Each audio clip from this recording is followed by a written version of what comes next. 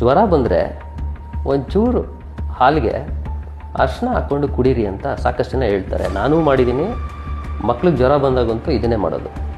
But ನಾವು use ಮಾಡೋ turmeric ಅರಿಶಿನದ ಪುಡೀಲಿ Poisson ಇದೆ ಅಂತ ಗೊತ್ತಾದರೆ 2024 ಡಿಸೆಂಬರ್ ಸಾಕಷ್ಟು ಸ್ಪೈಸ್ ಮಾರ್ಕೆಟ್ಗಳ ಮೇಲೆ ರೈಡ್ ನಡೆದಾಗ 90% ಆಫ್ ಟರ್ಮರಿಕ್ ಪೌಡ್ರಲ್ಲಿ yellow chromide, heavy lead content ಪತ್ತೆ ಆಗುತ್ತೆ.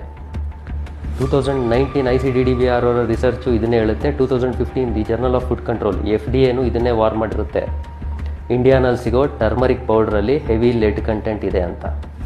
ದಿ ಸ್ಟ್ಯಾನ್ಫರ್ಡ್ ಯೂನಿವರ್ಸಿಟಿ ಅವ್ರದ್ದು award winning article the spice seller secret, ಇದರಲ್ಲಿ ಇನ್ ಡೀಟೇಲಾಗಿ ಕೊಟ್ಟಿದ್ದಾರೆ. ಲೆಡ್ ಯೆಲ್ಲೋ ಕ್ರೋಮೈಟ್ನ ಲೋ ಗ್ರೇಡ್ ಟರ್ಮರಿಕ್ಗೆ ಪಾಲಿಷ್ ಮಾಡೋ ಸ್ಟೇಜಲ್ಲಿ ಯೂಸ್ ಮಾಡ್ತಾರೆ ಅಂತ. ಅದು ಟಾಕ್ಸಿಕ್ ಕೆಮಿಕಲ್.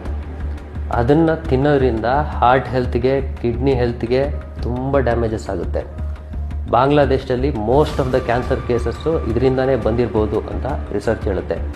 ಆಮೇಲೆ ಪ್ರೆಗ್ನೆಂಟ್ ವುಮೆನ್ನು ಅರಿಶಿನದ ಪುಡಿ ಯೂಸ್ ಮಾಡೋದ್ರಿಂದ ನಮಗೆ ಹುಟ್ಟೋ ಮಕ್ಕಳು ಬ್ರೈನ್ ಡೆವಲಪ್ಮೆಂಟ್ ಆಗೋದಿಲ್ಲ. ಇವೆಲ್ಲವನ್ನು ರಿಸರ್ಚು ಇನ್ ಡೀಟೇಲಾಗಿ ಹೇಳಿದೆ. ಬಿಕಾಸ್ ಅದರಲ್ಲಿ ಈ yellow dye, heavy lead content ಇರೋದ್ರಿಂದ.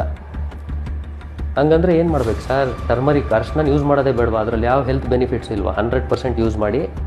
ಈ ಥರ ಹಸಿ ಟರ್ಮರಿಕ್ ತೊಗೊಳ್ಳಿ. ಇಲ್ಲಾಂದರೆ ಸ್ಕಿನ್ ಇರೋವಂಥ ಟರ್ಮರಿಕ್ನ ತೊಗೊಂಡು ಪೌಡ್ರ್ ಮಾಡ್ಕೊಳ್ಳಿ. ಪಾಲಿಷ್ ಆಗಿರೋ ಟರ್ಮರಿಕ್ ಆಗಲಿ, ಟರ್ಮರಿಕ್ ಪೌಡ್ರನ್ನ ಯಾವುದೇ ಕಾರಣಕ್ಕೂ ಯೂಸ್ ಮಾಡೋಕ್ಕೆ ಹೋಗಬೇಡಿ. ಯಾವುದೇ ಕಾರಣಕ್ಕೂ ಟರ್ಮರಿಕ್ ಪೌಡ್ರನ್ನ ಮುಟ್ಟಕ್ಕೆ ಹೋಗಬೇಡಿ. ಬಿಗ್ ಬ್ರ್ಯಾಂಡ್ಸಲ್ಲೂ ಕೂಡ ಈ ಲೆಡ್ ಕಂಟೆಂಟ್ ಸಿಕ್ಕಿದೆ. ನೀವು ನೋಡೋ ಯಾವುದೇ ಆರ್ಗ್ಯಾನಿಕ್ ಪ್ಯಾಕೆಟ್ಸು, ಯಾವುದೇ ಬ್ರ್ಯಾಂಡ್ ನೇಮಲ್ಲಿ ಟರ್ಮರಿಕ್ ಪೌಡ್ರ್ ಆಗಿರೋದನ್ನ ಯೂಸ್ ಮಾಡಬೇಡಿ. ಅದು ಡೈರೆಕ್ಟ್ ಪಾಯ್ಸನ್. ಅದನ್ನು ಯೂಸ್ ಮಾಡೋಕ್ಕೆ ಹೋಗಬೇಡಿ.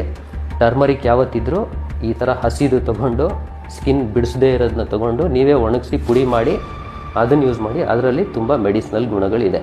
ಹುಷಾರು.